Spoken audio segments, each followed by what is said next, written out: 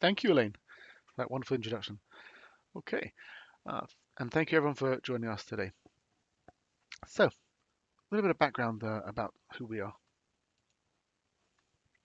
We've been around now for a good while. Our whole specialty is this back-end reporting process for the market research industry. So we specialize in the data visualization, automated charting and reporting. We're not about data collection. We're not stepping on the toes of any data analysis. It's all about how can you make that final reporting process so much more efficient. We've won a number of awards over the years, which is wonderful. Even got invited to Buckingham Palace to meet Her Majesty the Queen, and that was really special. I'm doing this from our London head office, just in case you didn't spot my accent.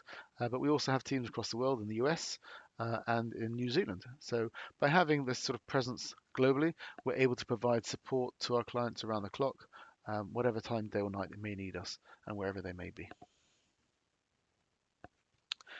You may be finding some of these points on the screen familiar to you now, especially with clients cancelling projects, demanding more value, demanding um, lower costs, tighter margins. You may be experiencing reduced resources. You may have co-workers who have been unfortunately laid off, or they may be furloughed. They're unwell. They might not be able to get the throughput delivered. And these are all challenges, real challenges that everyone's facing, and especially in market research. And uh, thankfully, there are still many projects ongoing, but those projects need to be reported on.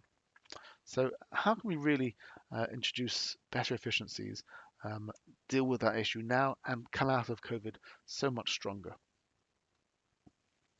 So we just mentioned some of those painful impacts that you may be experiencing due to COVID and the global downturn in business. It may therefore come as an initial shock to suggest that now would actually be a time to innovate. Innovation tends to cost money and also means introducing changes at a time when there's so much uncertainty. However, to survive this turmoil, we need to be like the chameleon, like in my slide, that is constantly adapting to survive in an ever-changing environment. Innovative reporting has long been perceived as taking heavy technical wizardry. It's no surprise then that many companies don't even consider dipping their feet into the water, and especially at a time like this when companies are all struggling and may not think about proactively putting time and effort into innovation. However, innovating can mean huge cost savings and could well make the difference between keeping or losing a client or project, or the difference between becoming stale in a client's eyes or making tangible changes that will be mutually beneficial and promote you to being seen as their partner rather than just another supplier. So these are just some of the points that we're going to be looking at in our presentation today to really get more and let technology become an enabler for your business. So it's important to realize that there's so much more that can be done with the right tool than, for example, using macros. Macros are great, but they're very inflexible. And just using a macro to run off a lot of charts or some other process just does mass charting, um, it tends to be very inflexible. You make changes on the input, i.e. the data, or you make changes on how you want the charts or the slides to look and the branding, all the rest. That macro that custom process is no longer usable, and you have to throw that away and start again. Perhaps the person who created that macro for you is not available at the moment, and you need those changes urgently. Again, you're stuck. Um, there's a new version of Office. The old macro doesn't work with it, and so on and so forth. So they're great for the time, but they're inflexible, particularly going forward. Maybe you're looking at an online analysis tool, and there's some great tools out there that offer rendering of those online interactive analyses into simple PowerPoint charts. And that's great, again, at a simple level. But when you realize that the deliverable to your clients has to be so much richer than that uh, PowerPoint deck that's created by the online system, you understand that there's nuances, there's indicators, statistical testing, there's multiple charts on the slide needed, and all sorts of things. Um, so they fall short of that real client-ready deliverable, and that's what we're talking about today. That client-ready reports with every level of detail fully automated, and that's why we call this automated reporting more than just automated charting. The ETAS range of solutions, for example, can handle variance in trackers or multi-market studies, different brands or numbers of brands across time or across markets, show or calculate significance and stat testing, deal with low base conditions, or even write condition-based analysis text. We natively understand the actual language of market research, both from a data perspective and how research and insights professionals need to report that data. So, let me introduce you to the concept of fully automated reporting. Our starting point will be the data that you're familiar with, whether it's banner tables in Excel, whether it's a save file in SPSS, quantum tables, Wincross, Market Site, Tableau, Power BI, SurveyMonkey, you name it. We can basically take as a data source um, any data source and any number of sources. So we're not just restricted to everything having to come from one place. You could have multiple Excel workbooks feeding into the automation, for example. The next key thing is your presentation templates.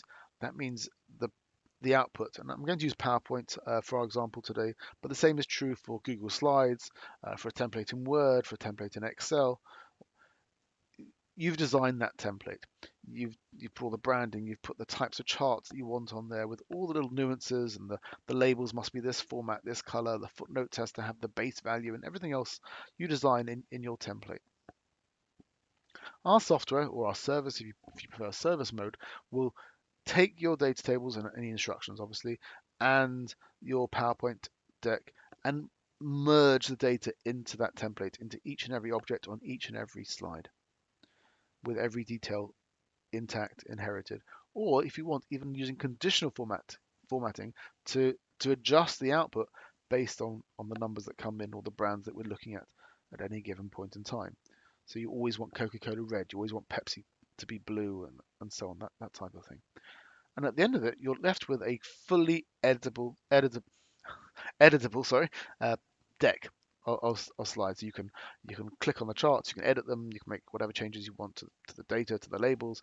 It's all fully editable at the end. And a sort of similar sort of paradigm I like to compare this with, an analogy, if you like, would be like mail merge in Word, where you want to bring in a list of names and addresses. You have a Word template, dear first name, address, salutation. And you want to merge that to then create 50, let's say, personalized letters to your friends or your clients. Same idea, except this is built for market research, it's built for survey data, and it's built for PowerPoint and Google Slides. So a much richer environment. So that's the concept. I hope that makes sense. Let's have a look and see this in action. So what I'm about to initiate for you is an example of our software running a multi-market project. So we're going to see this project be automatically repeated, these PowerPoint slides you'll see in a moment, repeated across 3 different countries: France, Germany, Italy. And there are some differences between those countries. We're looking at a fictitious project here. Car manufacturers comparing, the client brand with its main competitors in each of those markets. Of course, those competitor brands may change from market to market. So we're going to deal with those differences. Let me run this and you'll get a feel for how this works. So here are the slides, sort of a handful of different slides. You can see there's a structure behind them. It's all in PowerPoint here. I'm going to click run on our software now, and it runs through 3 phases. The first phase for each of these projects, for the France, and Italy, and Germany, is pulling data into each of the different objects. Then it does any sort of numerical work like calculating stat testing, ranking, norms, comparisons, and so on. And what you can see now, the conditional formatting, you can see circles going on statistically significant values. You can see the NPS scores being colored in there, the flag in the top right hand corner appearing automatically. And that'll change from obviously French flag to German flag, Italian flag, and so on. So we finished France. We've already moved on to Germany now. In a moment, that'll be finished, and I'll show you the 3 countries side by side, so you can see the subtle differences that have appeared in all 3. It's so powerful. It literally, you're able to have conditional formatting over any object you want in there, over the chart, over the brand logos coming in, the flags, the how we color the numbers in based on their value, and so on. And now we're on to the Italian deck.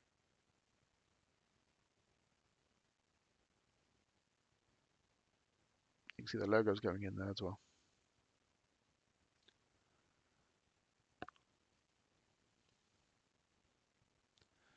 Okay, and that's almost finished.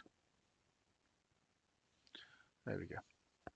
So let's just close that down. Let's look at the outputs.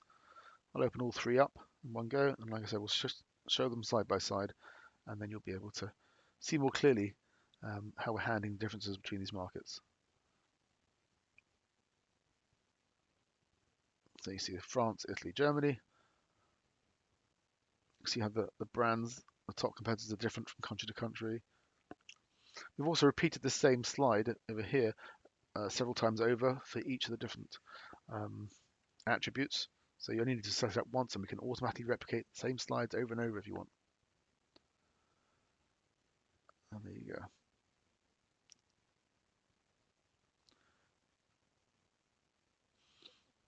All done within a few moments. And like I said, the output is fully editable. So if you need to make any changes before it goes to the client, you can do that to your heart's content. So if you're still hand posting numbers into PowerPoint decks or Google Slides, then now's certainly the best time to invest in automated charting and reporting. Um, no matter what quantitative project you're doing, your low-hanging fruit will, of course, and definitely be trackers or multi-market projects where there's a fairly consistent template which can be auto-populated. Our belief, however, is that we should always be on the lookout for automating wherever possible. Automation doesn't have to mean all or nothing. We even have a tracker with variance, like we said, where some questions change over time, or multi-market project where the brands themselves or the number of brands may change between markets. It's always worth automating as much as possible. We love the challenge of dealing with change. Attune yourself to be on the lookout for opportunities. Maybe adjust your concept, ad, or copy test template so it can be more cookie cutter. Consider adding value to a syndicated study, where for very little extra effort, each subscriber can get a deck that is tailored to their branding, or pays attention to their brand over the other brands covered. Perhaps when doing a sort, always make sure their brand's on top. That type of thing. Like I mentioned earlier, it's those small things that can make all the difference to a relationship. So invest more today, and hopefully you'll secure the client or project and client relationship tomorrow. Even customer employee satisfaction studies. These projects are very, very repetitive in nature. It's the same report across every employee or every team or every department or every customer segment. Again, it's templated, it's repetitive, automate it. And now that the real killer, I'm often asked, is that if there's any mileage to be gained with auto charting purely ad hoc projects? Well, of course, the whole principle of automation is to take a process that's repeated and find a way to automate those repetitive tasks. By its very definition, that a project that's ad hoc isn't something that is necessarily templated or templatable. However, being that I believe so strongly in applying automation wherever possible, I like to take a step back and analyze any deliverable. For instance, are there patterns in the slides? The same set of slides repeated across categories? Would it help the researcher if they could start their reporting with a pre-processed, automatically generated chart deck, and then cherry-pick the ones they want for their story, or to make adjustments to whichever slides were automatically created, and customize them and put their own commentary and insights on them? Regardless of project types, there are two other strategic benefits to invest in automated charting. The first being accuracy. Even if we're not talking about completely hands-free reporting, the fact that you can be confident with data being pulled into your charts directly from your data tables is huge and should not be underestimated. And finally, an incredible yet often overlooked benefit of automation is that projects can be set up on interim or dummy data. And then when the final data is released, you can update an entire deck of slides literally within minutes. And that's great when you know you'll be up against the clock to deliver accurate reports to a client under pressure. And you could be doing this during fieldwork time, and therefore make much more productive use of that time to get your deck ready. And then when the final data comes in, bang, update it, refresh the deck, and it's ready. I also sometimes call this the insurance policy. So protecting you against those awkward moments when you've spent an entire night keying in numbers by hand for a client presentation the next morning, only to discover an email from DP saying, "Oops, sorry, I used the wrong weighting. Please use this file instead." Ah! Hypothetical, of course, this has never happened before, but it's always good to be prepared, and that's why you have insurance.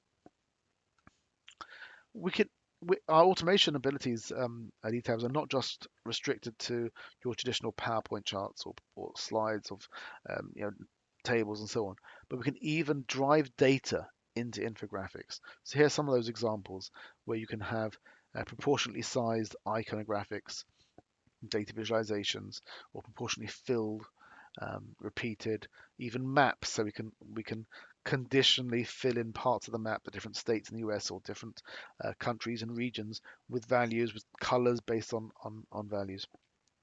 Word clouds, populate the word clouds with the verbatim comments and so on.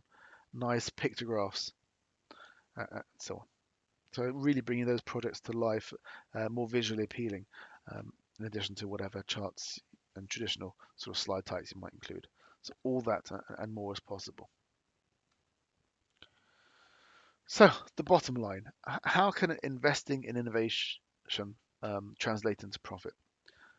So I think there's really 6 points here. First, leverage technology to reduce the cost of reporting. Two, once the headache and the onus of reporting is transferred from your fingers, you'll have both the time and the headspace to utilize your analytical skills to dig for additional and more deeper insights. Three, seize new, tangible, revenue generating opportunities. For example, if field work is monthly, but reporting was only just about manageable quarterly, consider automating charting and offer monthly reporting for very little extra effort. And if that offer doesn't go down well with your client, quite frankly, I'd be shocked. Um, Fourth, manual reporting not only costs you valuable time, but is prone to error. And by reporting directly from the source data itself, you're reducing the chance for typos and inaccuracies. You and your client will have more confidence in the data being reported. Fifth point, smaller companies in particular, that they can begin to consider pitching on larger, more complex projects that they would otherwise never even attempted or pitched for due to lack of resources. Finally, sixth point, with the cost of reporting reduced and new channels for revenue generation, your profit margins can be increased quite significantly. So in summary then, innovation has many strategic benefits. It gives you the chance to add value to what you're doing now. You can do it better and you can do more of it. It gives you ways to generate more revenue and maintain or grow profits. It strengthens client relationships. You'll be partnering with your clients and moving ahead rather than just doing the same thing and expecting a different outcome. And finally, even your staff will appreciate it. Instead of exercising their fingers, they can exercise their minds, and it's less stressful too. Their increased job satisfaction will translate into a happier team and company, and we've seen this time and time again with our clients. So to wrap up then, how can we help you? We're always available. We have automated charting solutions that will literally bring a smile to your face as you watch entire decks being populated time after time. And that can be used for your regular PowerPoint decks. It can be used for Google Slides, which is a brand new feature and capability. And even for ad hoc, we can auto-generate entire decks ahead of time, give those to the researchers to then play with themselves afterwards. We have data viz and infographics tools that can transform traditional charts and data into powerful, more visually attractive stories. We offer a full online dashboard creation service too. So we're not just talking about reporting offline, but even if you have online dashboards that you need, we'll take care of the setup, the hosting, the security, the admin, design, and the updates. And finally, we offer software like we saw today to do the automation yourselves, or you can use our team to do that for you as a service on your projects. So thank you for your time today. I hope you found this presentation helpful and thought-provoking.